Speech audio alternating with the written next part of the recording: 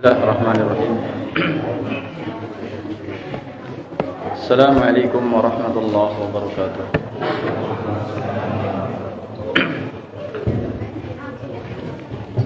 Innal hamdalillah nahmaduhu wa nasta'inuhu wa nastaghfiruh wa na'udzu billahi min shururi anfusina wa min sayyiati a'malina. Man yahdihillahu fala mudilla lahu wa man yudlil fala hadiya lahu. Asyhadu an la ilaha illallah wahdahu la syarika lahu wa asyhadu anna Muhammadan 'abduhu wa rasuluh. Qala ta'ala fil Qur'anil 'azim, ya ayyuhalladzina amanu taqullaha wa qulu qawlan sadida yuslih lakum a'malakum wa yaghfir lakum dhunubakum wa may yuti'illaha wa rasulahu faqad faza fawzan 'azima. Amma ba'd, fa inna asdaqal hadits kitabullah wa khairul hadi Muhammadin sallallahu alaihi wasallam wa syarrul umuri muhdatsatuha fa inna kulla muhdatsatin bid'ah wa kulla bid'atin dhalalah wa kulla dhalalatin fil nar. Ikhwatal iman, a'azzani Allah wa iyyakum. Kita akan lanjutkan membaca hadis dari kitab Umdatul Ahkam.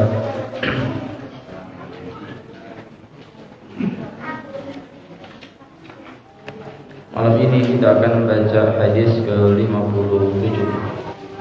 Ada yang mau baca?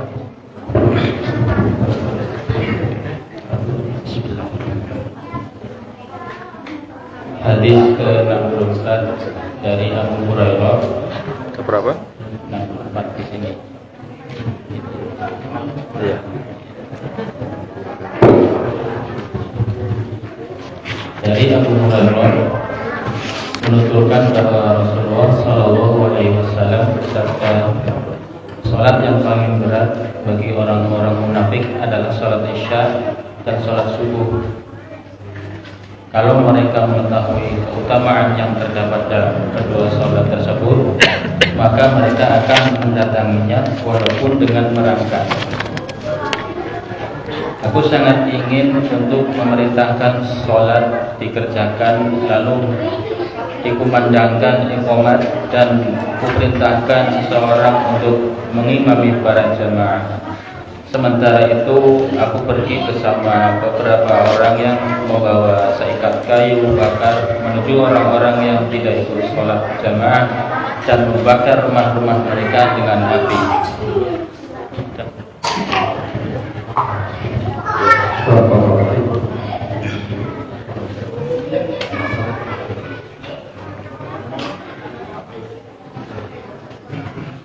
An Abi Hurairah radhiyallahu ta'ala anhu qala, dari Abu Hurairah, semoga Allah Ta'ala meridainya, sahabat Nabi yang mulia, namanya adalah Abdurrahman bin Sakhar Ad-Dawsi, sahabat yang paling banyak meriwayatkan hadis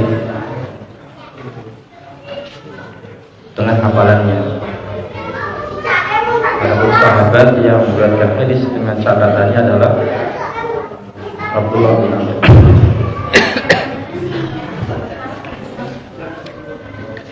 Kalau beliau berkata, qala Rasulullah sallallahu alaihi wasallam, aqallus sholawati 'alal munafiqin, salat yang paling berat bagi orang-orang munafik. Orang munafik itu artinya ya, luarnya berbeda dengan dalamnya. Dan munafik ini ada dua, ada nifaq akbar,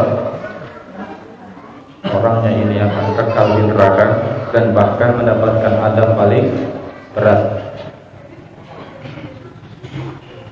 Innal munafiqin, sesungguhnya orang-orang munafik, dia berada fitarki minal asfal, fitarki min Minal asfal minan nar. Ya, apa ayatnya itu? Orang munafik itu berada di neraka paling bawah. Di darkil asfali minan nar.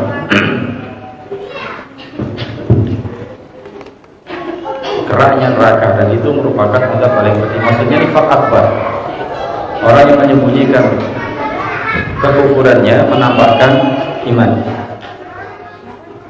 Dulu tokohnya adalah Abdullah bin Ubay bin Salul.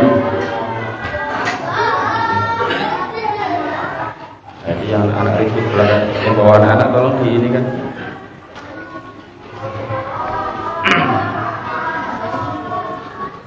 Ada yang kedua adalah nifaq asghar atau nifaq amali. Ini dosa besar, pelakunya tidak keluar dari iman. Ini yang banyak dipahami oleh masyarakat, ya. Apabila berkata berdusta, idza hadatsa kadzaba, ya, kalau ngomong dusta, idza wa'ada akhlafa, kalau berjanji mengingkari, wa idza tumina khana, kalau diberikan amanat dia berkhianat.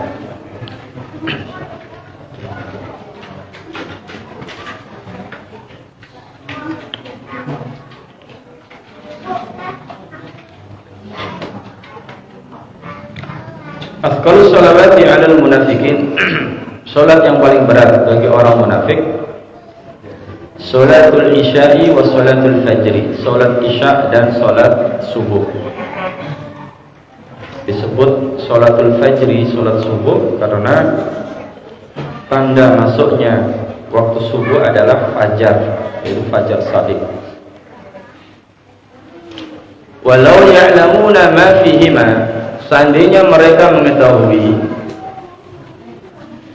apa yang ada pada keduanya, maksudnya adalah keutamaan dari sholat isya dan subuh. Seandainya mereka mengetahui, makanya pengetahuan dengan iman. Tahu saja tapi tidak dilandasi iman, tidak ada faedah.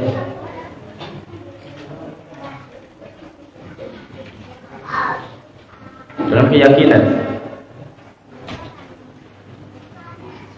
ya, karena betapa banyak orang tahu pahalanya sholat berjamaah, tahu mendengar hadisnya, sering juga disampaikan di khutbah Jumat, tapi tidak datang ke masjid karena sekedar tahu, tahunya tidak dilandasi oleh iman. Demikian juga ada orang yang tahu bahwa pahalanya sholat subuh, pahalanya sholat isya ini luar biasa, tapi sekedar tahu, tahunya tidak dilandasi oleh iman, oleh keyakinan,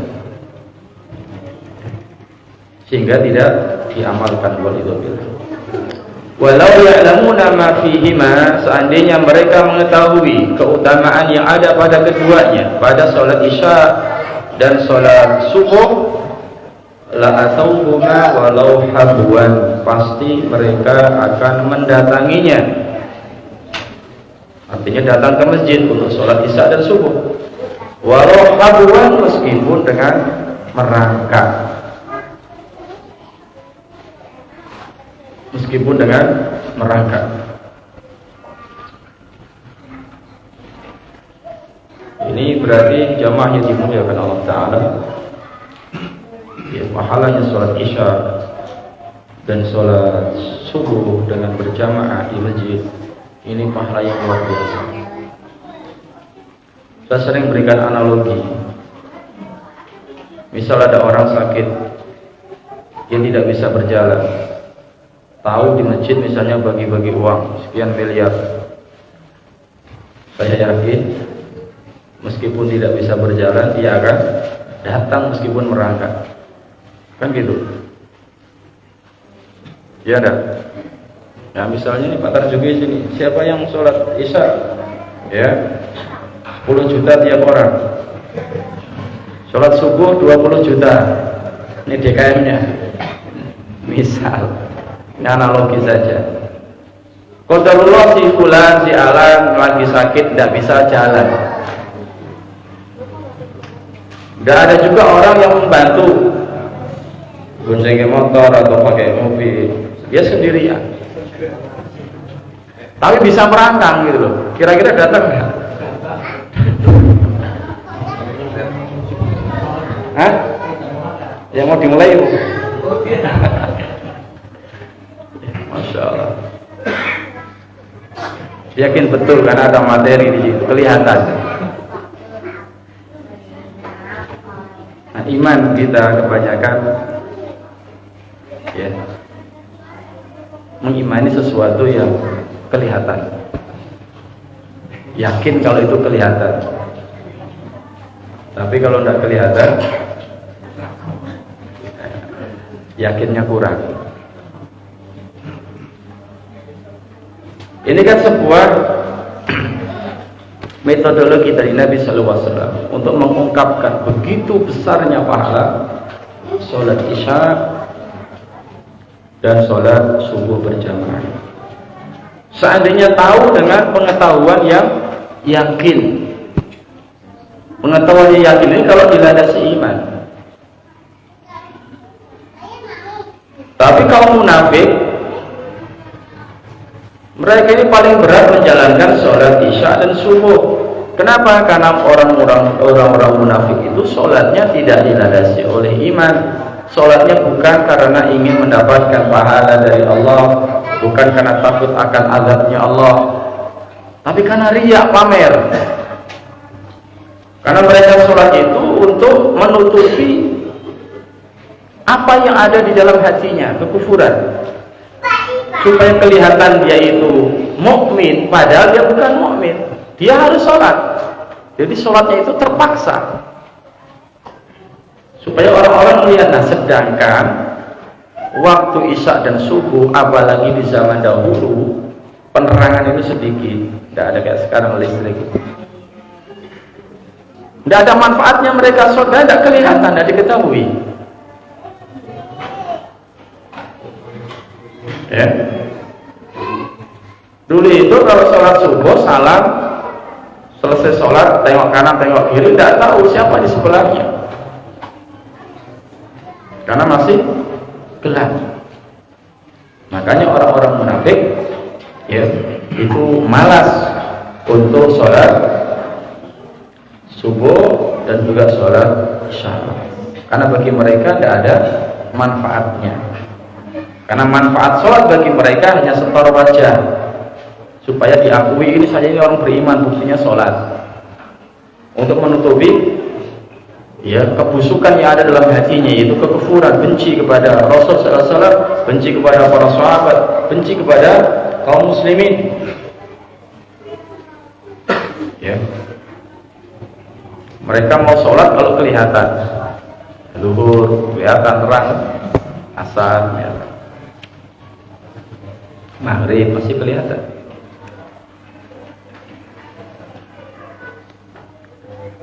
Nih, walau ya'lamuna ma fihi ma la atawhuma walau habban. Seandainya mereka mengetahui keutamaan yang ada pada keduanya, yaitu sholat isya berjamaah dan sholat subuh dengan berjamaah, walau la atawhuma walau habban, mereka akan mendatanginya, akan datang ke masjid meskipun dengan merangkak.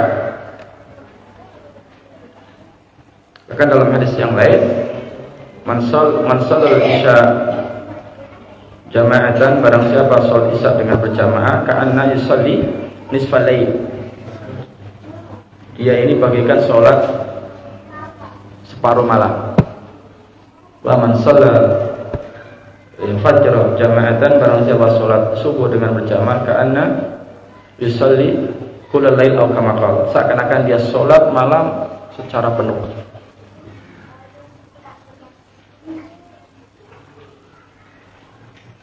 Karena memang ini berat. Isya ini adalah akhir daripada aktivitas, orang udah capek, kerja seharian, baru saja sholat maghrib pulang, baru duduk belum lama sudah ada isya, males kan gitu. Subuh lebih berat lagi, enak-enaknya tidur. Disuruh bangun Ini kalau ya tidak ada iman, mustahil orang bisa.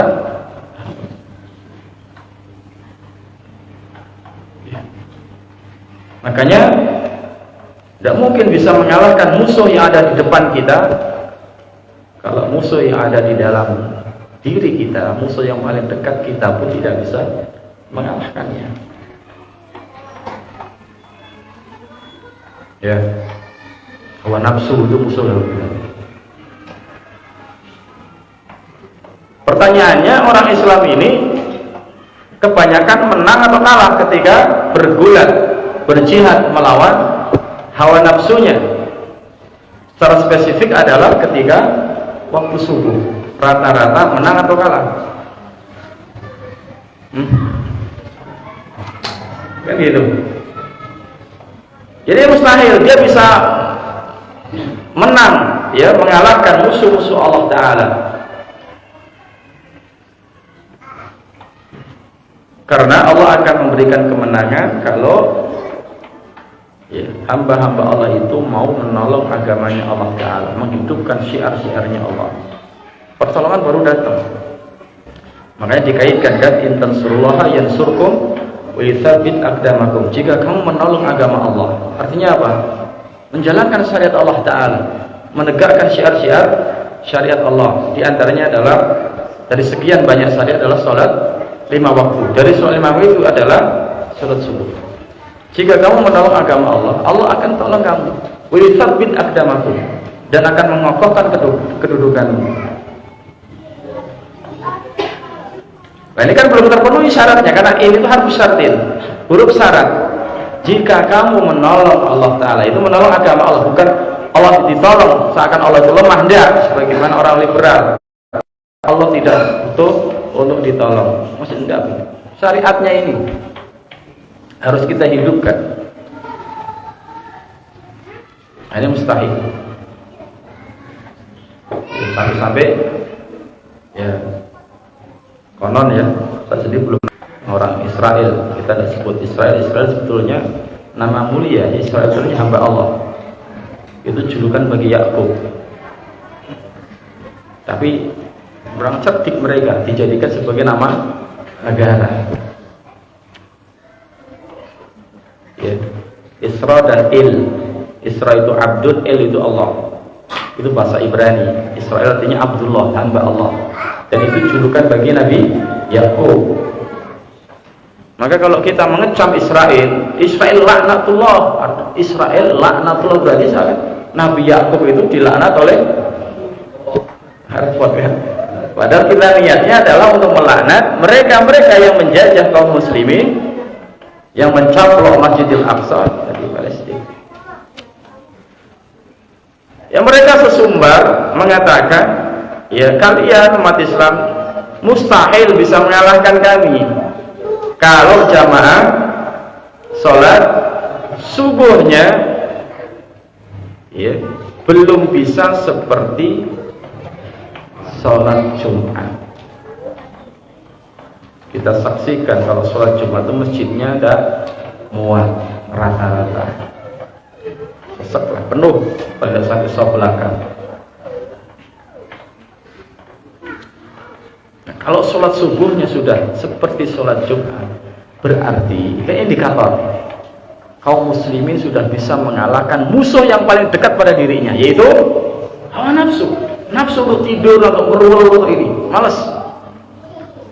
Berarti sudah bisa mengalahkan hawa nafsunya, musuh yang paling dekat pada dirinya, sehingga dia akan bisa mengalahkan musuh yang ada di hadapan dia.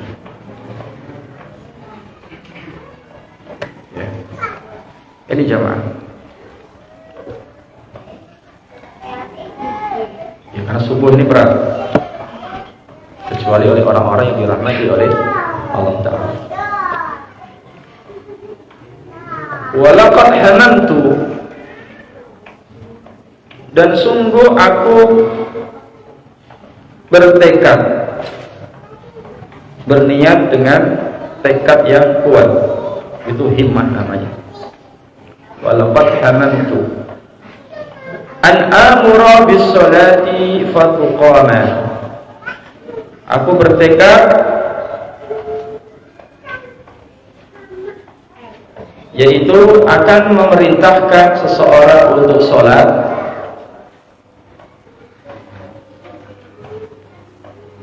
fatuqama lalu dikumandangkan iqamat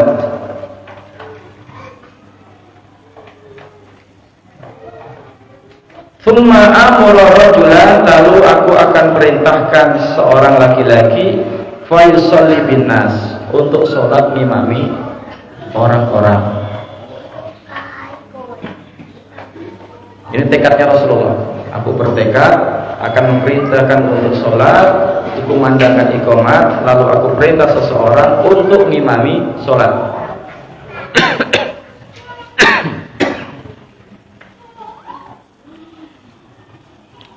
Tsumma antaliqu fi rijalin ma'hum. Kemudian aku akan berangkat bersama laki-laki ma'hum husnul yang membawa, yang memiliki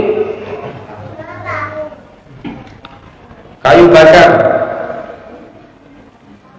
ya ikatan dari kayu bakar. Ila qaumin menuju ke suatu kaum. Aku akan bakar rumah-rumah mereka dengan api dari kayu bakar tadi. Akhrajul Bukhari wa Muslim.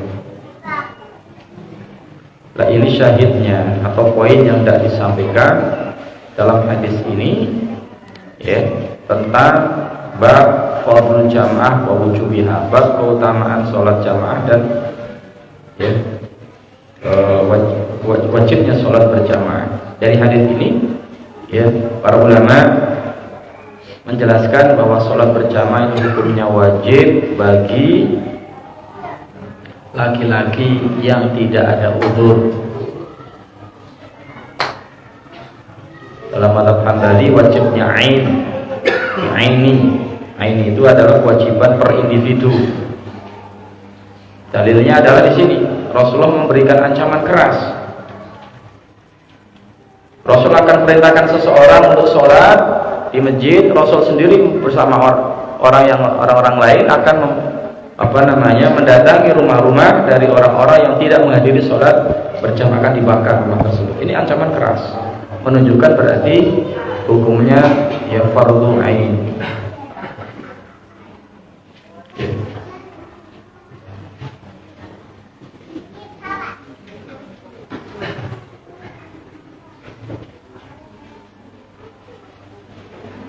Ulama lain dalam mazhab Syafi'i berpendapat adalah fardu kifayah. Dari sisi di sini apa? Nabi SAW sendiri tidak ikut berjamaah, ya, tapi memerintahkan, ya, seorang untuk imami. Sudah tercukupi dengan itu. Ada yang berpendapat bahwa yang akan dibakar ini adalah rumah-rumahnya orang munafik. Ala kulli hal, ya, bahwa sholat berjamaah ini merupakan perintah yang sangat-sangat merupakan syiar Islam. Saya sendiri lebih cenderung, ya, pendapat bahwa sholat berjamaah hukumnya fardu kifayah. Kalau sebagian orang sudah menjalankan, maka sudah, ya, mencukupi. Orang yang tidak hadir, ya, dia tidak. Para ulama berikhtilaf pendapatnya tentang masalah hukum sholat berjamaah.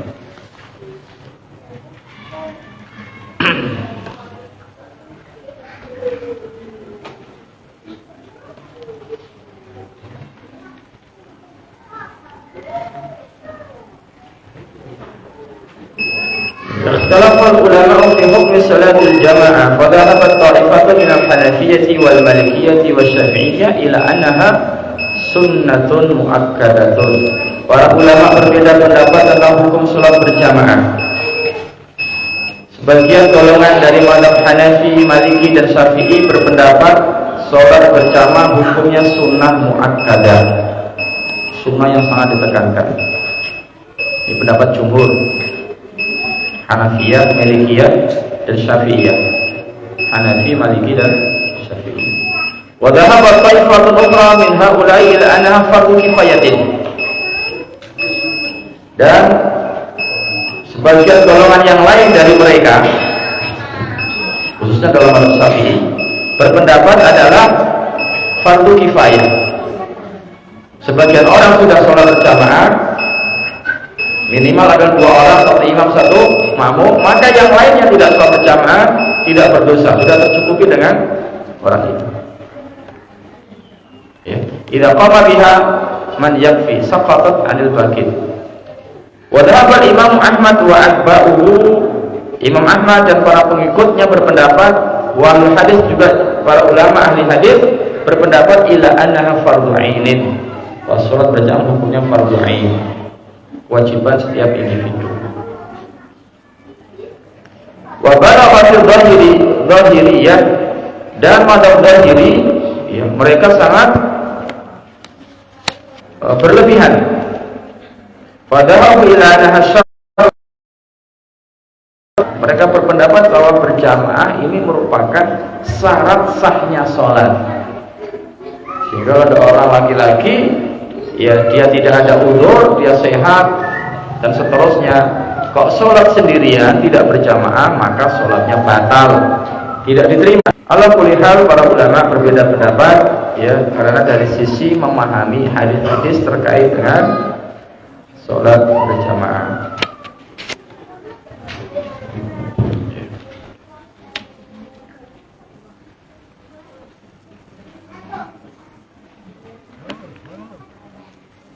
Nah, di antara dalil yang menguatkan bahwa sholat berjamaah hukumnya wajib, ya, hadisnya al-a'ma, ya, hadisnya orang buta ketika minta izin kepada Nabi Shallallahu Alaihi Wasallam.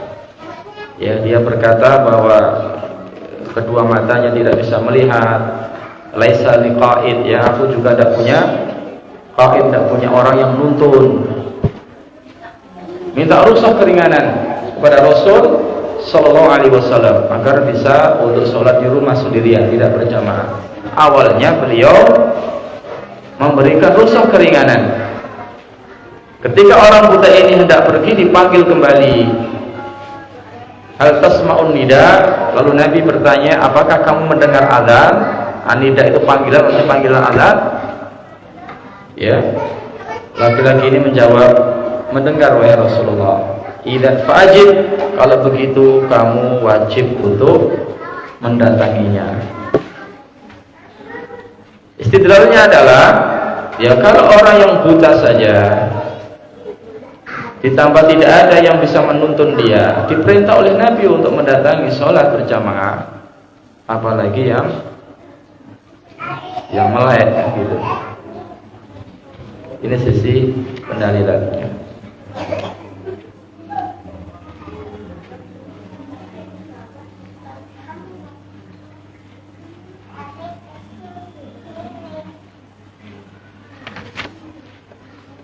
Tapi berikutnya, hadis terakhir dari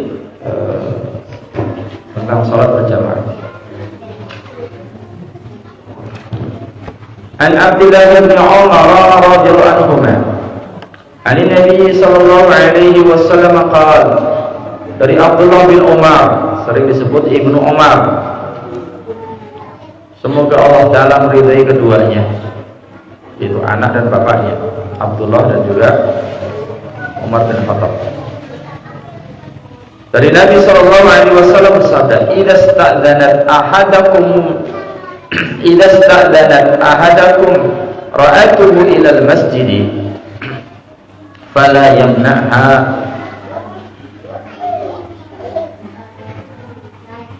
Apabila istri atau perempuan minta izin kepada salah seorang dari kalian untuk datang,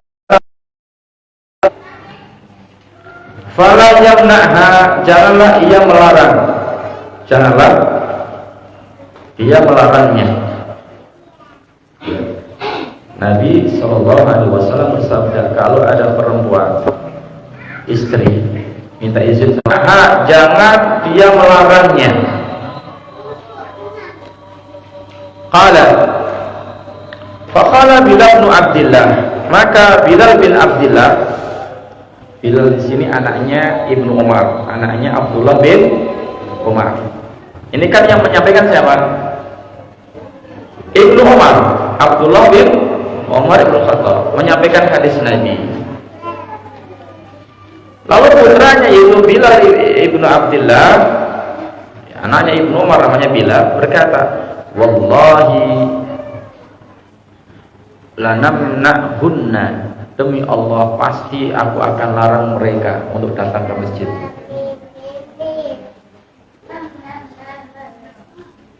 Qala fa aqbala alaihi Abdullah, maka Bilal si anak ini ditemui oleh ayahnya yaitu Abdullah bin Umar, oleh Ibnu Umar. Fashabbahu sabban sayyi'an, Ibnu Umar sang ayah ya mencelanya dengan celaan yang sangat buruk. Masami itu sabbahu mithlahu qat, aku tidak pernah mendengar celaan yang seperti itu, kata perawi hadis. Itu budak Ibnu Umar, ya, Salim maula Ibnu Umar. Waqala sambil berkata, Ibnu Umar sambil berkata, ukhbiruka an Rasulillah sallallahu alaihi wasallam wa taqul wallahi lanamna'hunna. Kata Ibnu Umar, kata saya, ya, aku beritahukan kepadamu dari Rasulullah ini hadis, lalu kamu berkata demi Allah aku akan larang mereka. Jadi Ibnu Umar marah. Ibnu Umar menyampaikan hadis dari Nabi sallallahu alaihi wasallam. Hadis tadi, "Ista'dzanat ahadakum ra'atuhu ilal masjid fala yamna'ha." Kalau ada perempuan minta izin kepada salah seorang dari kalian untuk datang ke masjid, jangan dilarang.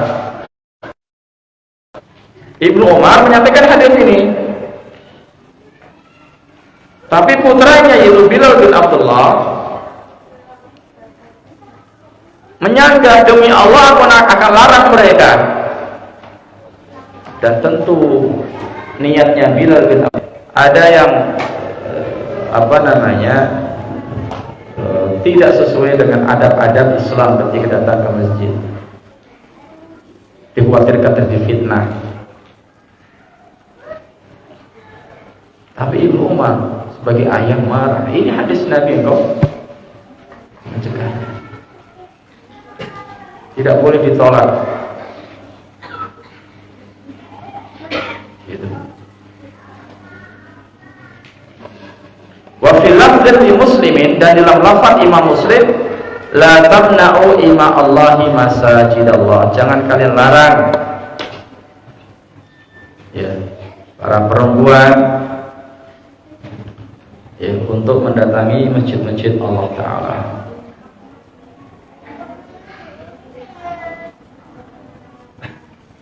Tentunya jemaah, apabila para perempuan ini ketika datang ke masjid, dia datang dengan adab-adab yang sesuai dengan syariat, tidak tabarruj, tidak berdandan, tidak memakai wangi-wangian. Ya, karena dalam hadis juga disebutkan seorang perempuan yang badannya atau pakaiannya ada bukhur, ada bekas kukup wangi-wangian, dilarang untuk datang ke masjid ya sampai mandi dulu. Ya, ini karena akan dikhawatirkan akan terjadi fitnah bagi kaum laki-laki. Tapi secara umum tidak boleh dilarang. Ya, bahkan praktek dari sahabiah ya, dan Aisyah, Ummu Salamah, ya, mereka juga ikut sholat berjamaah di masjid. Dan biasanya Nabi SAW ketika salam, ya, beliau memberikan waktu, sementara waktu tetap menghadap ke kiblat, tidak langsung putar badan.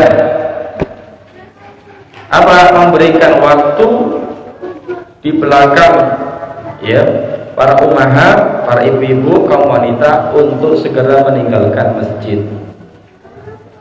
Karena zaman dulu masjidnya Nabi itu tidak ada hijab seperti ini. jadi plong gitu.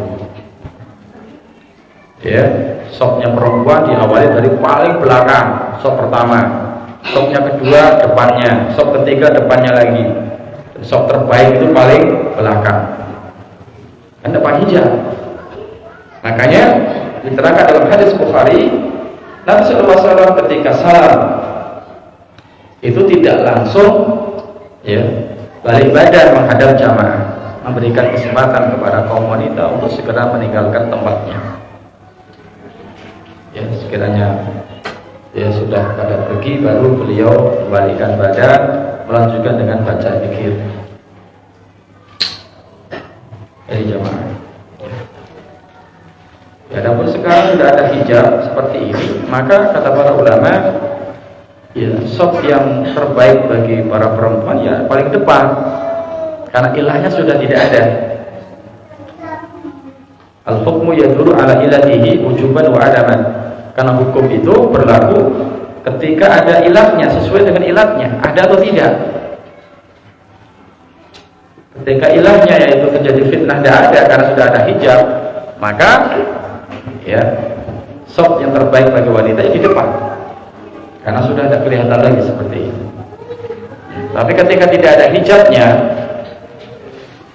ya maka kembali ya seperti hadis ya, hayrul sufufin nisa akhiruha wa syarruha awaluha.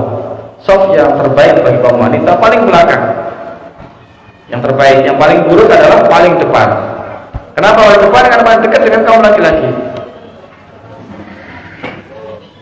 Ya, ini jamaah. Tapi ketika ada hijab ya, maka tidak berlaku hal itu. Allah Ta'ala alam bisawab. Ini yang bisa kita sampaikan. Jadi kesimpulan dari hadis ya 58 ini, kita tidak boleh melarang kaum wanita untuk datang ke masjid selagi mereka datang dengan adab-adab yang syar'i. Apalagi di situ ada maslahat lain, misalnya untuk menghadiri.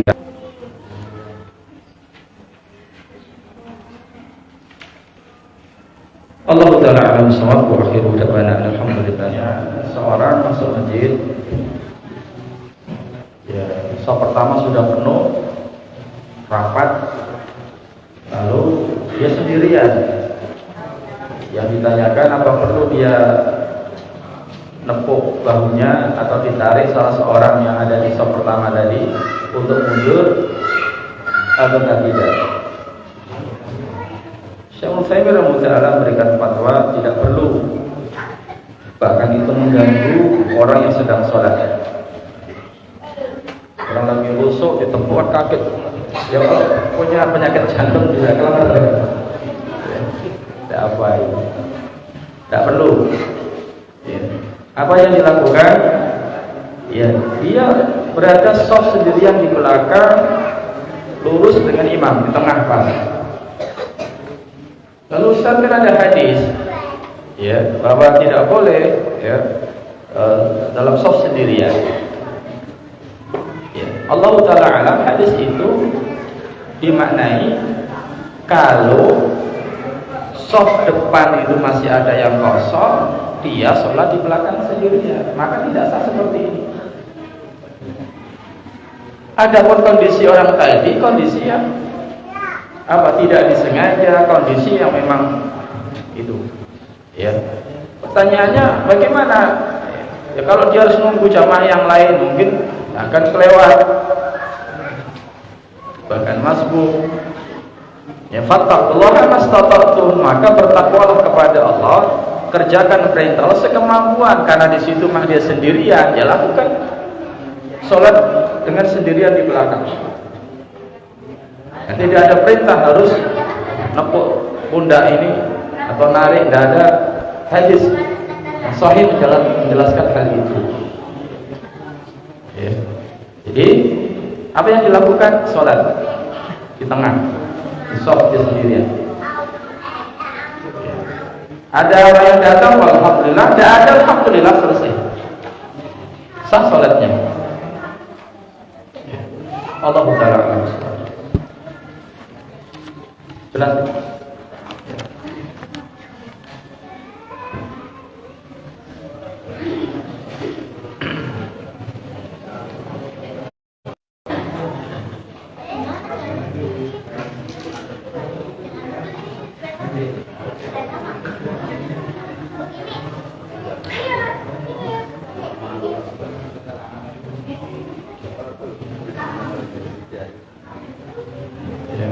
pertanyaan, kedudukan Nabi Muhammad SAW yang sudah meninggal, apakah benar Ustaz? Dan tawasul kepada orang meninggal ini perkara akidah atau fikih? Syukran jazakallahu khair. Jazakallahu khair.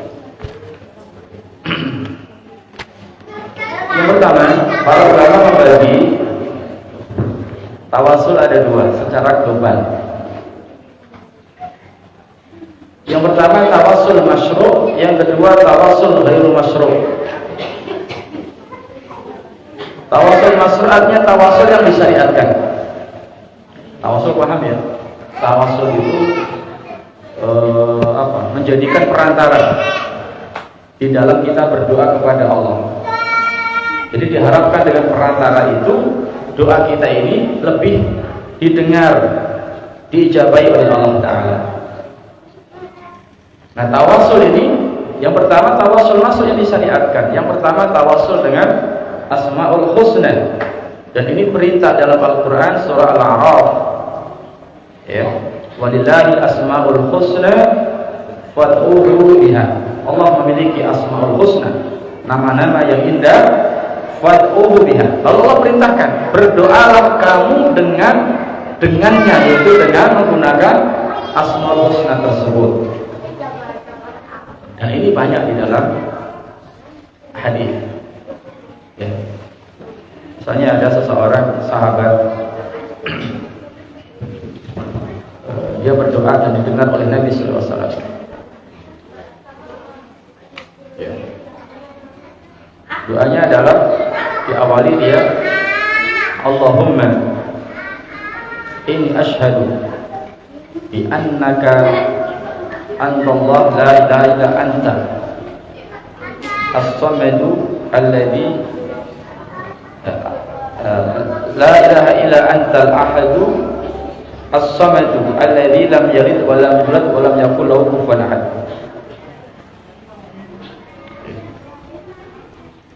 Baca doa dengan mengawalinya seperti ini, ya Allah, sesungguhnya aku bersaksi bahwasanya Engkau tidak ada Tuhan yang benar kecuali Engkau. Engkau Al-Ahad yang tunggal, As-Samad yang semua makhluk bergantung kepadamu, alladzi lam yalid wa lam yulad yang tidak melahirkan dan tidak dilahirkan. Baru kemudian dia memasukkan isi doanya, Antafirul li dzunubi, misalnya, akan Engkau mengampuni dosa-dosaku. Maka Nabi bersabda, laqad sa'alallaha bismihil a'zam atau bismihil alim. Sungguh orang ini telah meminta kepada Allah dengan namanya yang agung. Apabila dia meminta dengannya, fa'utiyahu, Allah akan memberikan. Apabila dia berdoa dengannya, Allah akan ijabahi dia. Artinya apa? Ini dengan Asmaul Husna. Dia dengan menyebut Allah adalah Al-Ahad, nama Allah, As-Samad, nama Allah. Ya Hayyu ya Qayyum bi rahmatika astaghits, makhluknya berdiri sendiri. Bi rahmatika, dengan rahmatmu astaghits, aku beristighosah, aku mohon pertolongan kepadamu ya Allah dalam kondisi yang terdesak seperti ini. Ini wajib. Yang kedua tawasul dengan bi'amalis salihah, dengan amal-amal salehnya. Berdasarkan hadisnya Bukhari, 3 orang yang terjebak dalam gua, ini hadis yang antum masyhur. Ya.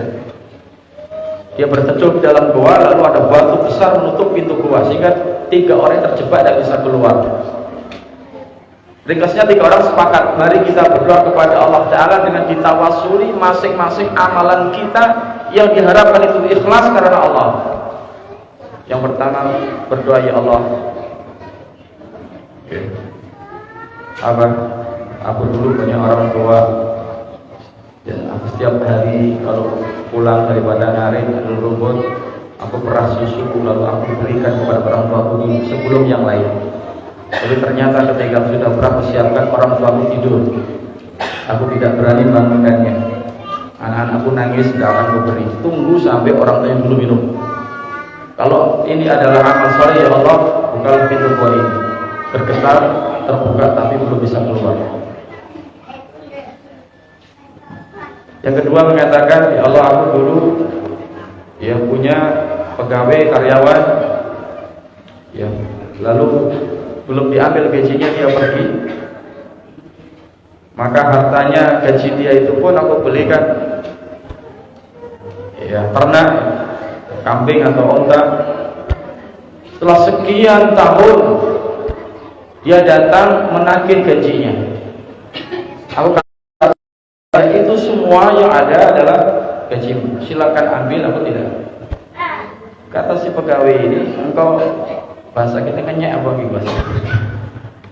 Oh, dia ceritakan, ya, ini gajimu dulu aku belikan beranak pinak banyak sekali, ambil semua. Kalau itu adalah amal soleh, ya Allah. Ada ingat yang ketiga? Betul, ya. Ada seorang laki-laki, ya cinta mati dengan seorang perempuan, tapi ternyata bertepuk sebelah tangan. Tidak bunyi, tidak ada respon. Nah, tepuk sebelah tangan gini, tidak bunyi. Tepuk kita harus dua, makanya keluar suaranya. Ya. Suatu hari perempuan ini kepepet untuk uang. Si laki-laki memberikan uang dinar, uang emas yang banyak sekali.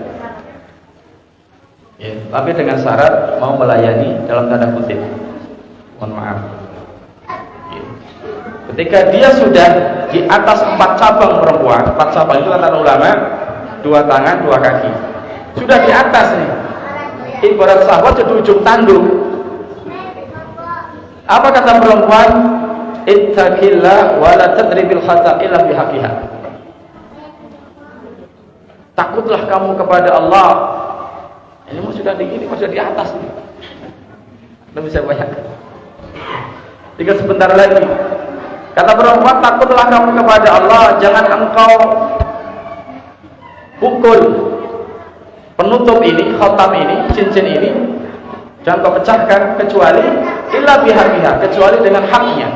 Ini bahasa tinggi, maksudnya jangan kau pecahkan keperawanan ini, ya, kesucian ini kecuali dengan hak, yaitu jalan menikah. Dia pun langsung takut pada Allah, dia tinggalkan dan dia tidak ambil lagi dinar yang sudah dia berikan. Kalau itu adalah amal soleh, ya Allah, ikhlas karenamu. Intinya kemudian bisa selamat terbuka. Dari sini kata para ulama, nah, kita boleh bertawasul dengan bacaan Quran kita, dengan puasa kita, dengan sedekah kita, dan seterusnya. Yang ketiga adalah tawasul dengan doanya orang soleh. Ingat, doanya orang soleh. Orang soleh itu, ya intinya adalah orang yang menjalankan haknya Allah Ta'ala dan juga menunaikan haknya ya makhluk. Orang soleh, ya, bisa dia orang tuanya, bapak ibunya, bisa dia temannya, bisa dia gurunya, bisa dia ustadznya. Ya. Antum bertawasul, datang pada ibu, ibu tolong bantu saya dengan doa ibu. Ya, saya mau merintis usaha, mudah-mudahan diberkahi oleh Allah Ta'ala. Ibunya berdoa, boleh, masih hidup kan? Ya, bahkan itu yang berhak ibu, karena yang melahirkan kita. Jangan sampai datang ke ustaz, ke guru, ke ini, ibunya tidak pernah. Yang pertama dulu ibu dulu minta restu, ya, ustaz belakangan. Tawasul yang tidak disyariatkan. Nah, tawasul yang tidak disyariatkan ini terbagi dua. Nah, ibu-ibu ini biasanya bertanya, ibu-ibu ini harus menyimak. Karena pakai kertas biasanya ibu-ibu ya.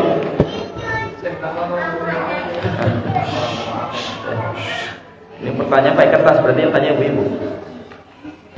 Yang kedua, tadi tawasul masruh ya, tawasul yang disyariatkan. Yang kedua, tawasul ghair masruh, tawasul yang tidak disyariatkan. Yang tidak disyariatkan ini ada dua. Satu, tawasul syirki, tawasul yang berbau kesyirikan. Tawasul kepada kubur. Ini tawasulnya orang-orang musyrik. Ya, tawasulnya orang musyrik, dia sembuh. Ya, dia meminta kepada Allah Ta'ala, ya, Dengan apa? Dia berdoa kepada Allah dengan menyebut penghuni kubur, para nabi, para wali, orang soleh, ya, meminta dia panggil, ya Syekh Abdul Qadir Jalani, ya Syekh, ya, sampaikan hajat ini kepada Allah Taala.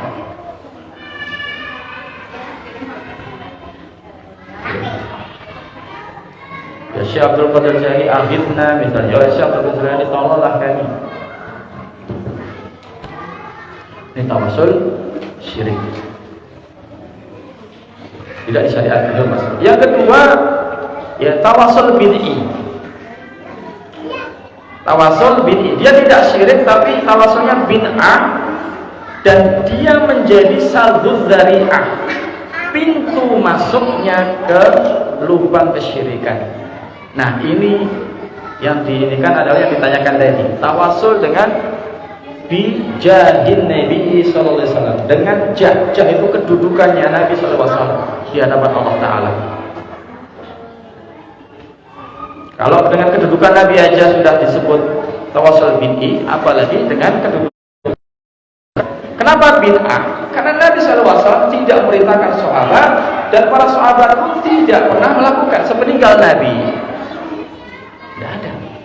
Dikala Nabi masih hidup atau dikala sudah meninggal, tidak ada. Tapi kalau tawasul dengan Nabi sallallahu alaihi wasallam masih hidup, datang kepada Nabi minta, tiba-tiba langsung mendung turun hujan. Ya. Rasul masih hidup, tawasul dengan doanya Nabi yang masih hidup. Tapi ada enggak? Rasul tidak di hadapannya, dia menyebut Allahumma bijahi nabiyyika sallallahu alaihi wasallam.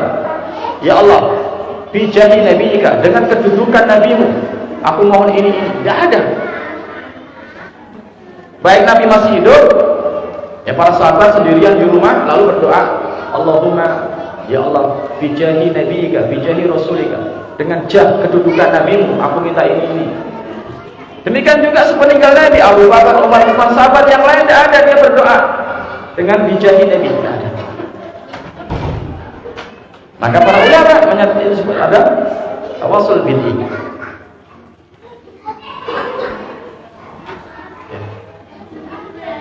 Jadi ditanyakan apakah betul ada dari kalangan madhab yang membolehkan tawasul dengan jah kedudukannya Nabi? Betul ada.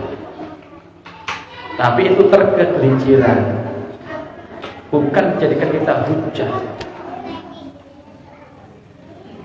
Ya. Karena itu satu daya, ya, celah yang harus ditutup. Kalau ini keran ini dibuka, bolehnya kita bertawasul dengan kedudukan Nabi, akan nanti terjerumus pada hulu berlebihan lalu meminta kepada Nabi.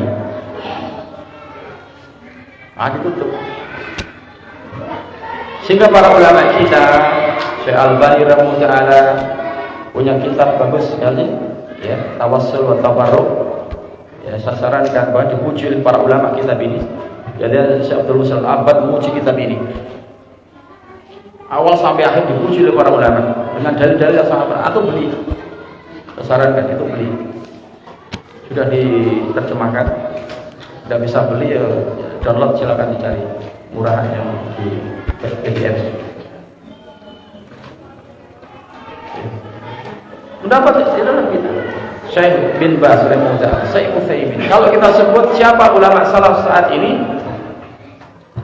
Syekh Al-Albani rahimahullah, Syekh bin Baz rahimahullah, Syekh Utsaimin. Kalau tiga-tiga sudah mengatakan bahwa itu tawasul bid'i, sudah cukup bagi kita mengatakan bid'i. Jadi tidak perlu diperdebatkan lagi, tidak perlu dibuka-buka lagi. Tapi kalau sekedar sebagai wacana di dalam misalnya kajian di pondok pesantren, sebagai wacana keilmuan, kita sampaikan ada ulama seperti ini. Tapi bukan untuk dijadikan hujah. Oh ternyata boleh kan?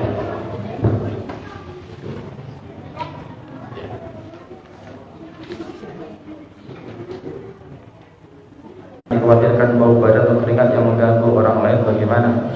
Apakah boleh selagi tidak berlebihan atau memang tidak boleh sama sekali? Yeah. Yang dilarang adalah wangian yang mengundang fitnah. Kalau sebagai penetral, ya, bau badan, datang ke masjid ngaji, sampingnya bubar semua, yang pada nyikir itu, kan gitu. Maka perlu dinetralkan, misalnya pakai apa itu yang Rexona atau segalanya yang sekedar untuk menetralkan. Allah Ta'ala boleh. Tapi kalau sampai parfum yang kecium, ya, misalnya kita simpangan wah wangi itu kan. Ada awat pakai motor ya, nyalip kita, wah wangi itu. Itu bikin fitnah jamaah. Ya. Artinya sekedar untuk menetralkan bau badannya saja. Dan saya pikir dengan misalnya mandi, ya, mandi, ya, itu sudah cukup dengan sabun mandi dengan itu. Bagi yang normal, kecuali yang tidak normal, yang keringat yang ini dan seterusnya mungkin perlu. Tapi dengan menjaga kebersihan, ya, dengan mandi minimal ya 2 kali sehari bisa cukup. Ya. Misalnya datang kajian di sini sebelumnya mandi dulu, itu sudah cukup. Pakai sabun, pakai ini sudah cukup. Insya Allah tidak ada bibi, ya, tidak ada bau badan. Ya. Tapi misalnya mandi tidak sempat, ya, mungkin dia kerja atau apa ngajar, dia merasa sudah keringetan, ya, dan merasa bau, khawatir menurut temannya. Misalnya dia diolesi pakai sejenis apa di ketiaknya, mohon maaf, ya, untuk menghilangkan, ya, sekedar menetralkan bau badannya. Allah Ta'ala alam adalah boleh. Bukan bau yang nanti tercium wangi yang mengundang syahwat. Allah Ta'ala alam.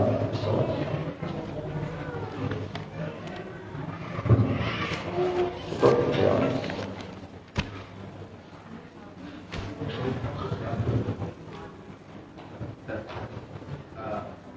Masalah fitrah dan masalah fitrah perempuan kan, kemarin dari saya di Assalam ada temennya sholat belum selesai gitu.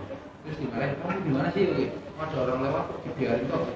Nah terus istri saya diminta cuma dia cerita itu, berarti gimana kalau ada melewati seorang yang sholat itu, apakah sholat si akhwat ini batal atau gimana? Iya. Apa yang berlaku bagi laki-laki berlaku bagi perempuan. Ya, An-nisa'u safa'iqur rijal. Wanita itu adalah safa'iq, ya, saudaranya laki-laki rijal.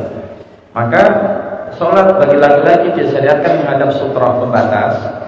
Dia dengan sutra, dia harus tegak, pakai tangan. Ya, dan kalau perlu dia perlu maju supaya orang itu tidak terobos, ya, tidak terobos. Bagaimana kalau sudah berusaha lalu dia pun terobos, kalah cepat gitu loh.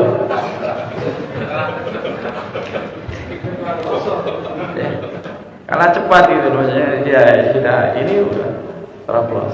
Teruskan sholatnya tidak batal. Allah Ta'ala alam sholat. Cukup ya. Ini jamaah yang dimuliakan Allah Ta'ala.